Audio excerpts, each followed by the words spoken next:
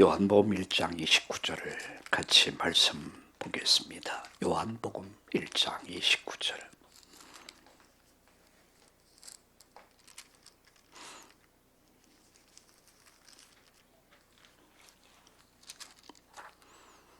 같이 읽겠습니다. 이튿날 요한이 예수께서 자기에게 나오심을 보고 이르되 보라, 세상 죄를 지고 가는 하나님의 어린 양이로다.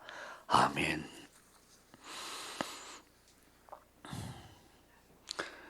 오늘 아침 목양실에서 찬양을 듣고 싶어서 누가 저에게 찬양을 보내줬어요. 소양이라고 하는 그런 가수가, 그는 세계적인 가수가 됐죠. 그가 부른 어메이징, 나 같은 죄인 살리신 그 찬양을 듣는데 마음이 참 뜨거워지더라고요. 나 같은 죄인 살리신 그 가사가 얼마나 제게는 또 새롭게 은혜롭게 들려지는지 또 내 마음이 참 뜨거워지는 것을 느낄 수 있었습니다. 예수님께서 33년의 이 땅에서의 인생 여정, 사역의 여정을 마치시고 오늘은 종료주일, 예루살렘 성에 입성하신 날이죠. 그리고 일주일 동안 고난의 순환의 시간들을 보내게 됩니다. 요일별로 오늘 예수님이 어떤 길을 가셨는가, 그리고 마무리 어떤 사역을 이루셨는가를 살펴보면서 일부 예배에서는 예수님의 7일간의 행적, 예수님의 발자취와 2부 예배에서는 갈보리산 십자가의 비밀에 대해서, 3부에서는 십자가에서 치른 7마디 예수님이 하셨죠. 그리고 마지막 다 이뤘다, 그리고 운명하시니라, 이렇게 오늘 말씀이 진행될 예정입니다.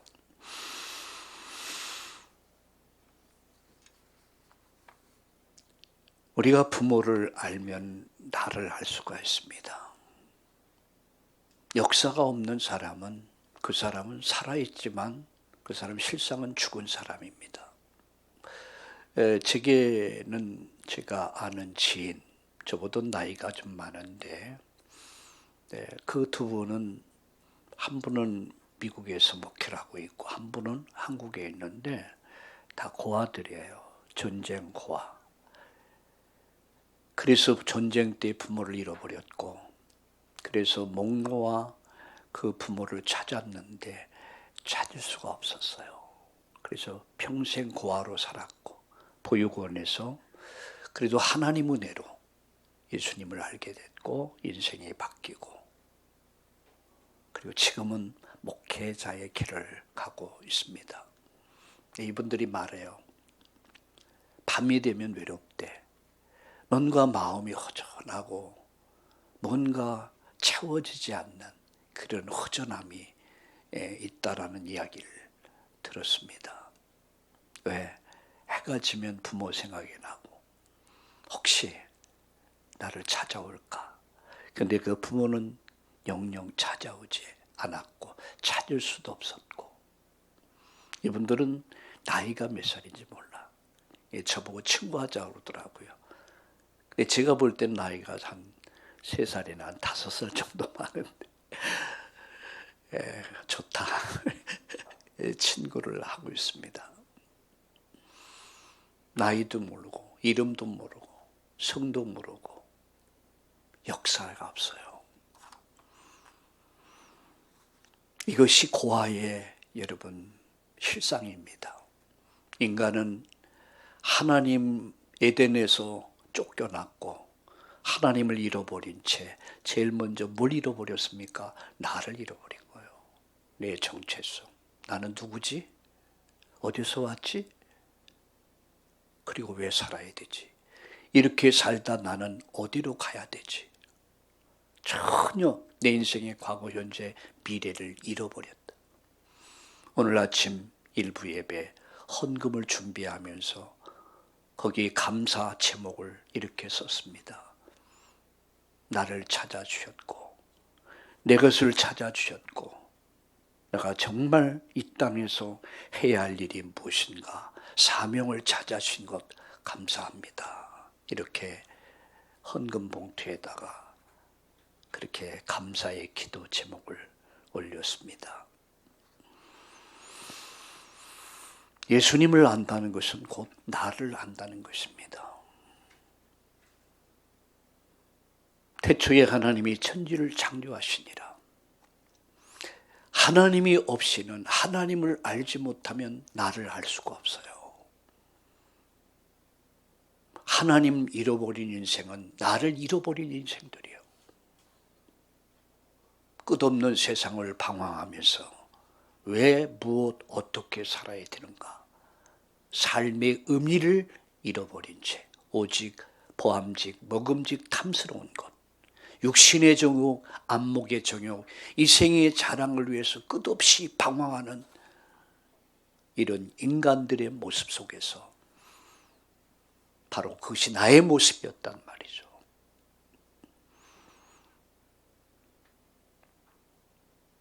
우리 주님이 걸어가신 길은 내가 걸어갈 길이에요. 그래서 한 주간 동안 예수님이 어떻게 인생의 여정을 사역을 마무리하셨는가? 나는 어떻게 이 고난주간을 순환주간을 어떻게 맞이하고 나도 어떻게 예수님과 함께 이 길을 갈 것인가? 나 자신을 돌아보면서 주님과 함께 한 주간 예수님과 함께 고난의 길을, 예수님과 함께 죽음과 예수님과 함께 부활의 영광을 맞이하는 그런 의미 있는 이번 순환주간이 되기를 예수님의 이름으로 축원합니다.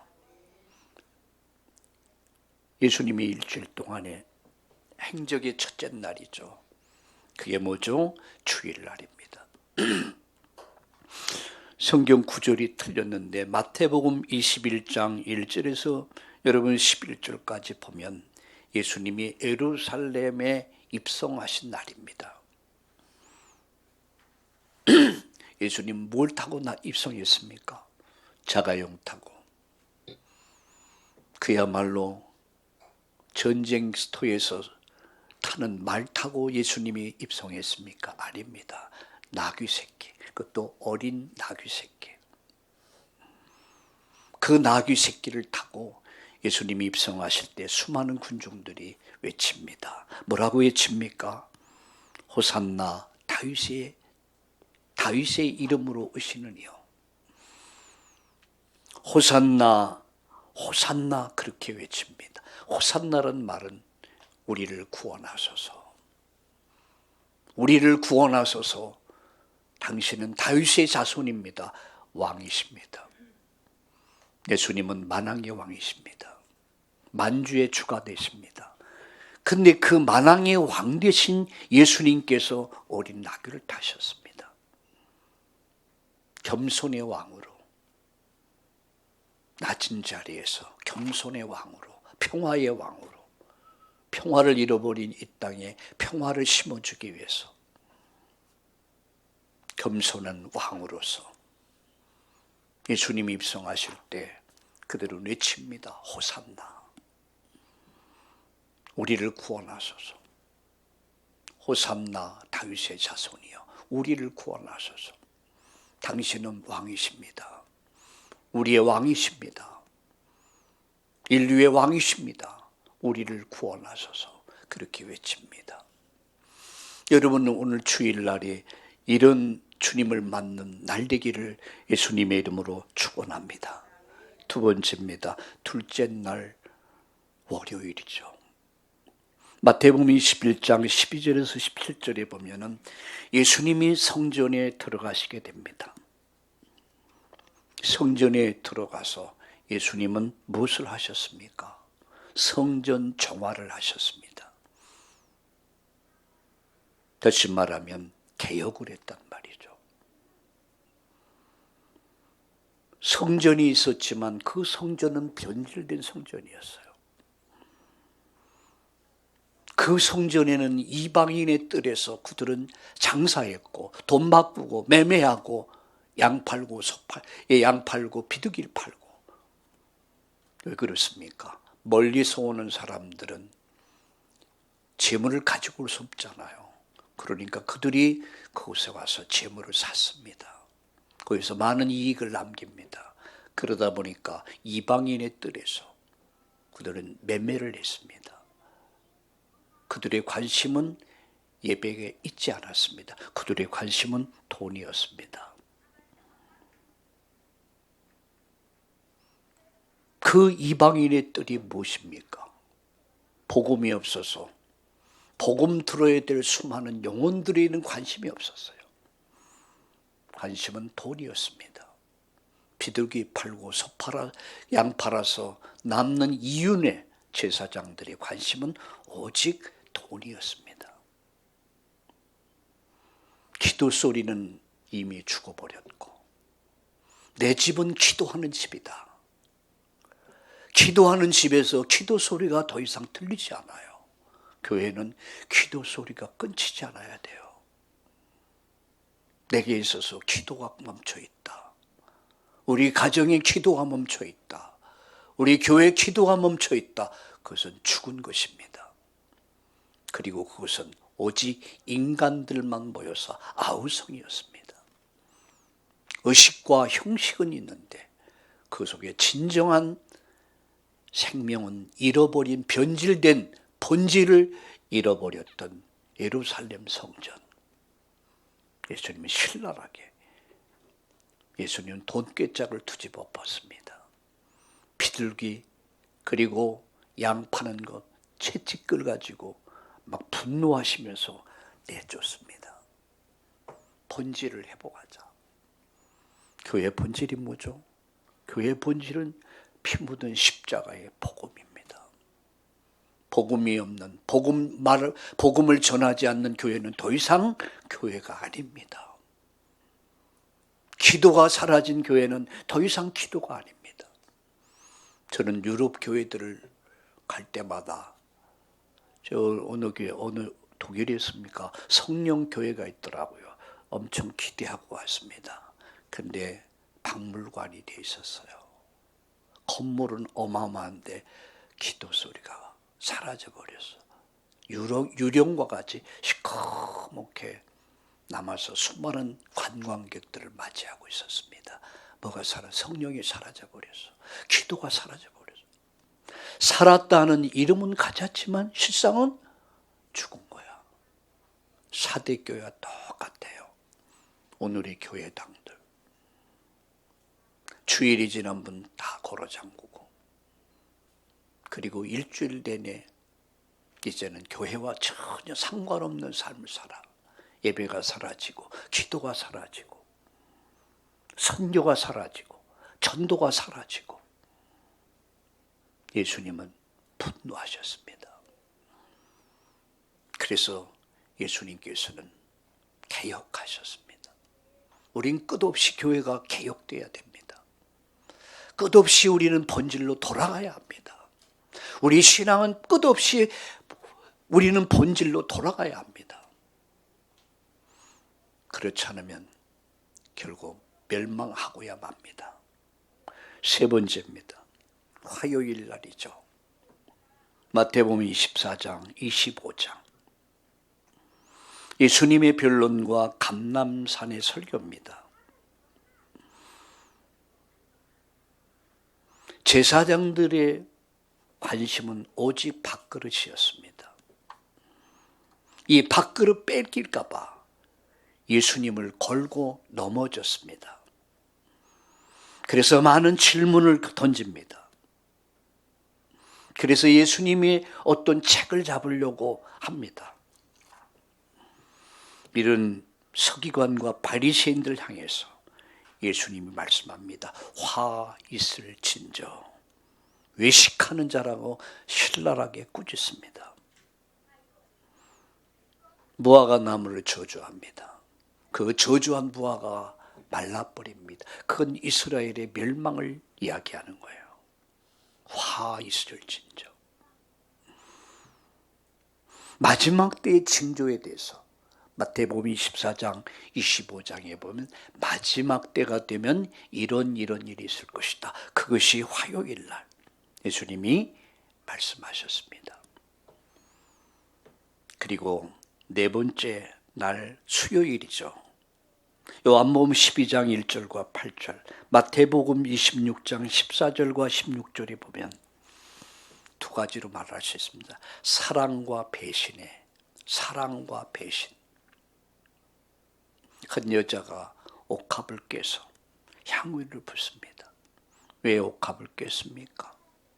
이 시대에 고급 향유를 간직하는, 보관하는 비밀이 유리병에다가 싹 봉해버려요.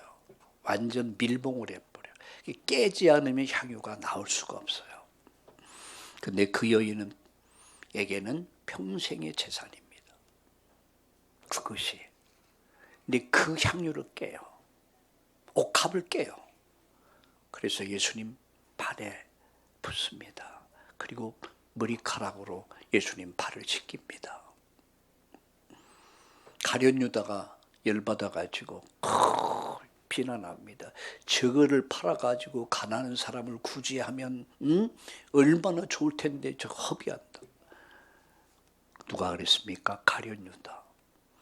가룟 유다의 관심은 돈이었습니다. 뭔가가 동기가 있었던 거예요. 근데 이 여인의 동기는 다 아무 순수한 동기예요. 오직 예수님. 그 죽음을 준비하는 여인의 그 아름다운 마음. 고난주간에 가장 귀한 것을 하나님께 드린 여인. 그게 마리아였습니다. 마리아. 원래 마리아는 귀신 들렸다가 그야말로 시달리다가 예수님 만나 고침을 받은 인생이 바뀐 사람이죠. 주의 은혜를 생각하니까 너무 감사한 거예요. 그런데 예수님이 죽으심을 말씀했을 때 그가 할 수 있는 것이 뭘까? 자기 전 재산을 드린 거예요. 시집가려고 마련해놨던 마지막 가장 귀한 옥합을 깨뜨려서 예수님 발에 붓습니다. 내 자신을 깨지 않고는 향이 나올 수가 없습니다. 내가 깨질 때 내 안에서 예수 향기가 여러분 가정에 넘쳐날 것이고, 여러분 직장에 넘쳐날 것이고, 여러분 사업의 현장, 학업의 현장에 예수 향기가 넘칠 줄로 믿습니다. 그날 가룟 유다는 예수님을 은 30냥 받고 팔아버립니다.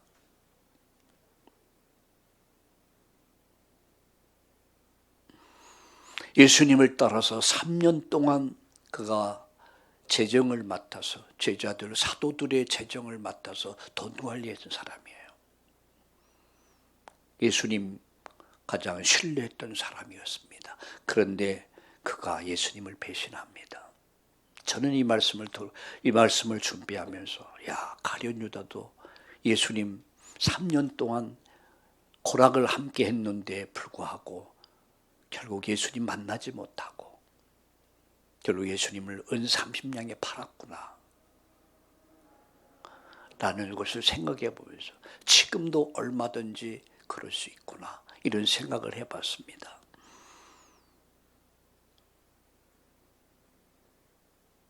그는 예수님의 사도가 돼서 제자들의 재정을 맡아서 이렇게 주님을 따랐지만 결국은 그는 돈과 권력, 이스라엘 나라를 회복하심이 있다니까 그때가 되면 한 건 잡겠다는 한탕.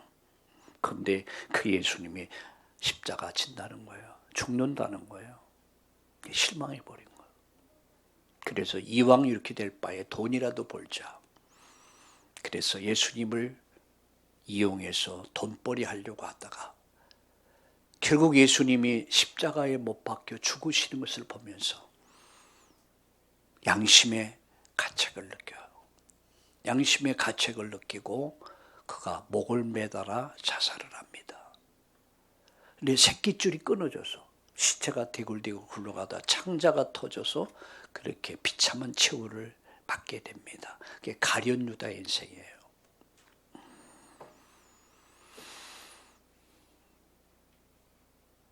죽도록 충성하라.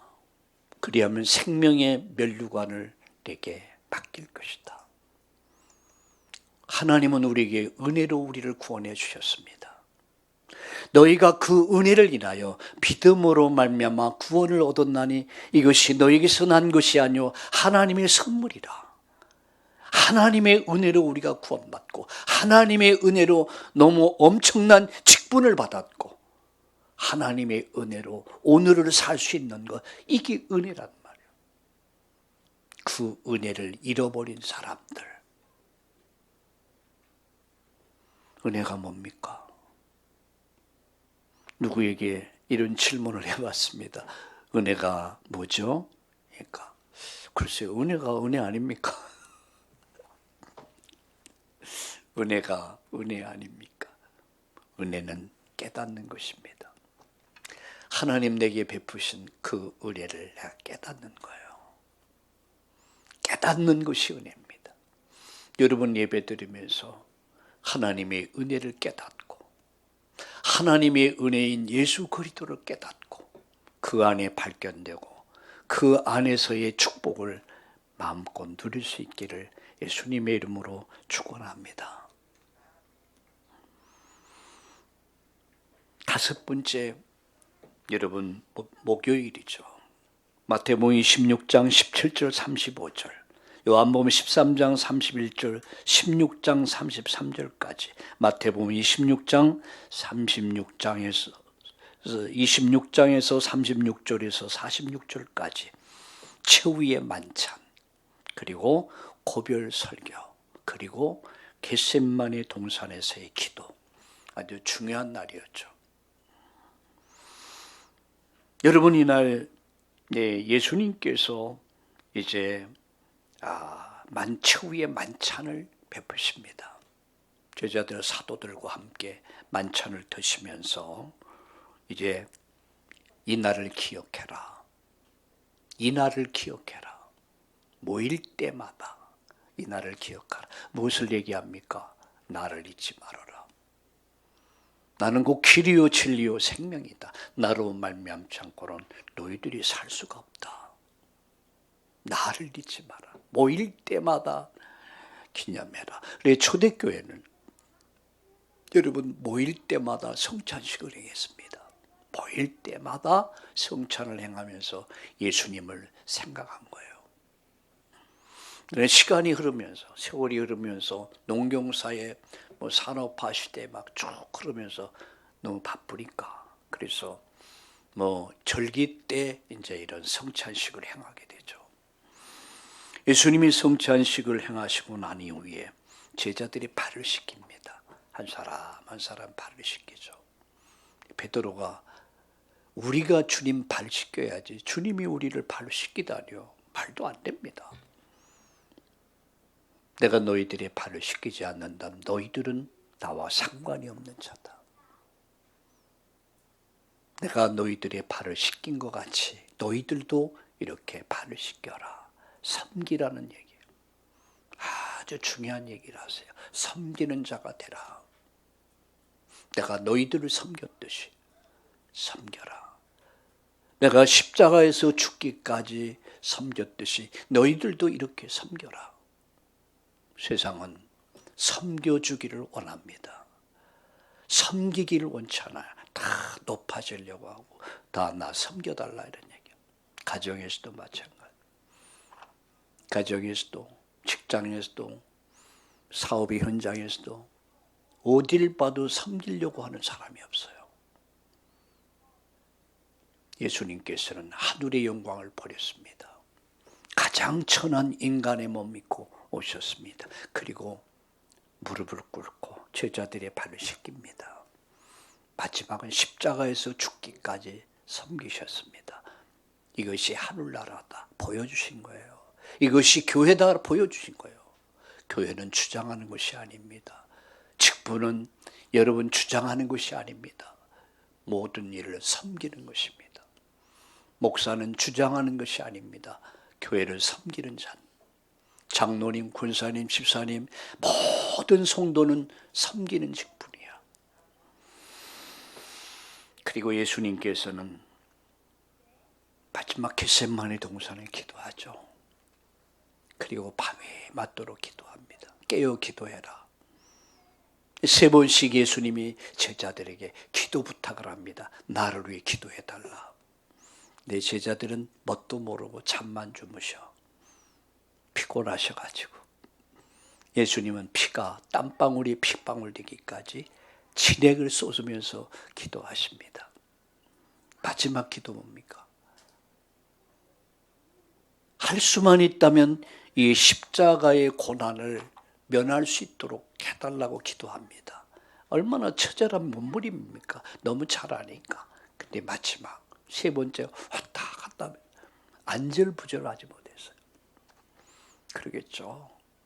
내일이면 날이 밝으면 체포될 것이고, 그리고 가야바의 법정에서 재판을 받게 될 것이고, 가시관을 써야 될 것이고, 그 엄청난 십자가를 져야 될 것이고, 그리고 못 박혀야 될 것이고, 생각해보면 끔찍해. 처절해. 할 수만 있다면 이 잔을 옮겨 주옵소서. 마지막 예수님이 하신 기도가 뭡니까? 그러나, 마지막 기도예요. 그러나 나의 원대로 마시고 아버지의 원대로 되길 원합니다. 이게 올바른 기도입니다.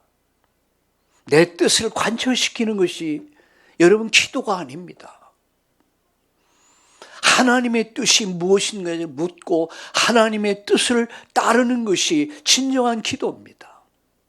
아버지, 당신이 원하신다면 제가 이 길을 가겠습니다. 이게 진정한 기도예요. 그리고 체포되시죠. 6번째 날 금요일이죠. 마태복음 26장 47, 75절, 27장 1절, 66절까지 순환의 날이라고 그러죠. 고난 주간 순환의 날이다. 고난 주간이야. 그리고 순환받은 날, 재판받으시고, 그리고 십자가에 못 박히십니다. 오전 9시부터 오후 3시까지 약 6시간 십자가에 못 박힌 채 매달리십니다. 여러분 생각해 보세요. 십자가 세워놨는데 그 무거운 몸이 살이 찢어지잖아요. 대못을 박았는데 살이 찢어지잖아요. 거기 매달린 거예요. 여러분 십자가형이 얼마나 무서운 줄 아십니까? 역사에 의하면 어떤 사람이 일주일 동안 죽지 않는데, 이게 뭐 처절한 거죠. 근데 예수님은 약 6시간 십자가에 매달리셨습니다. 너무 지쳐 있었어요. 그래서 낮에는 까마귀가 와서 막 살을 파먹고, 밤이면은 박쥐가 와서 빨아먹고, 이게 인간으로서의 최고의 형이, 고통이 십자가형이라고 그래요.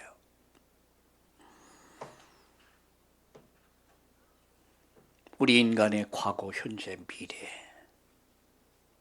인간의 근본 문제를 해결하기 위해서 거기서 십자가에 매달린 것입니다. 몇 시간이요? 6시간. 처절하게 우리의 죄를 없이 하기 위해서, 우리를 사단의 권세, 죽음의 권세, 영원한 지옥에서 우리를 살려내기 위해서 몽땅 인류의 죄를 담당하신 거예요. 그리고 예수님 그곳에서 마지막 운명하시면서 7원 7마디 말씀하십니다. 그래서 오늘 3부 예배에서 말씀을 오늘 전하게 될 것입니다. 그리고 운명하시죠. 내가 다 이루었다. 그리고 그 영혼이 아버지여 내 영혼을 부탁하나이다. 그리고 영혼이 떠나가시니라. 이렇게 예수님 33년의 생의 사역의 마지막을 이루셨습니다. 그리고 7째 날 토요일 예수님은 무덤 속에 갇히시죠. 무덤의 장사 지내가 되시죠. 그리고 부활의 아침을 기다립니다. 이렇게 일주간의 예수님 여정이 우리의 구원자 되신, 우리의 중보자 되신, 우리의 길이 되신 예수님이 이렇게 십자가의 길을 가신 것입니다. 여러분, 제가 가야 할 길을, 우리가 가야 할 이 길을 누가 대신 가셨습니까? 우리 예수님께서. 그가 찔림은 우리의 허물을 인하며 그가 상함은 우리의 죄악을 인함이라. 그가 징계를 받음으로 나음을 얻었고 그가 채찍에 맞음으로 우리가 나음을 입었도다. 우리는 다 양 같아서 그릇 행하여 각기 제 길로 갔거늘 여호와께서는 우리 무리의 죄악을 그에게 담당시키셨도다. 이 순환 주간 우리는 예수님을 묵상하면서 한 주간을 우리가 보냅시다. 우리가 부모를 알면 알수록 부모에 대한 은혜에 감사하게 되고 효를 실행하게 되죠. 아, 부모님이 나를 낳았고 길렀고 이렇게 살려줬구나. 잊을 수가 없는 거예요. 6.25 전쟁 때 미군들에 의해서 한 어린아이가 발견됐어요. 눈 속에서. 그런데 보니까 선열이 낭자해. 엄마가 아이 먹을 게 없어 마치 막 젖을 칼을 찌게 가지고 피를 마시게 한 거예요. 그리고 엄마는 죽어요. 마지막 살려보려고 안간힘쓰다가 엄마는 그럴 것 같아. 피를 먹이고 죽어. 그 얼음 속에서, 눈 속에서 미군이 이 아이를 발견해요. 그리고 그 아이를 입양을 시켜서 이 아이가 성장합니다. 그리고 후일에 그에게 역사를 이야기해 줍니다. 너희 어머니가 너를 마지막 살리기 위해서 젖을 잘라서 칼로 찔러서 피를 먹였다. 이야기를 들은 이 아이는 어떻게 그걸 잊어버립니까? 잊을 수가 없어. 그래서 그 어머니를 찾아서 가서 그 무덤을 만지면서 무덤을 쓰다듬으면서 엄마, 제가 있기까지는 엄마가 있었군요. 엄마의 사랑이 아니었던들, 엄마의 은혜가 아니었던들 제가 오늘 살 수 없었습니다. 엄마 너무 고맙고 감사합니다. 이렇게 했다는 그런 이야기를 어느 서적에서 제가 보았습니다. 잊을 수가 없겠죠. 어떻게 그걸 잊을 수 있습니까? 우리가 부모를 알면은요, 부모가 귀한 줄 알죠. 존경스럽죠. 부모에게 효를 해야죠. 그러나 부모를 모르면 나를 잃어버린 거예요. 저는 이 고난 주간을 준비하면서 나를 찾은 거, 내 것을 찾은 거, 내 할 일을 찾은 거 얼마나 감사한지. 거기에는 바로 예수 그리스도가 있었다는 거. 이번 한 주간 동안 예수님을 생각합시다. 여러분, 예수님 생각하면 감사와 감격이 생겨집니다. 예수님 바라봅시다. 영적인 힘이 생깁니다. 예수님 말씀 따라 성령의 인도 받습니다.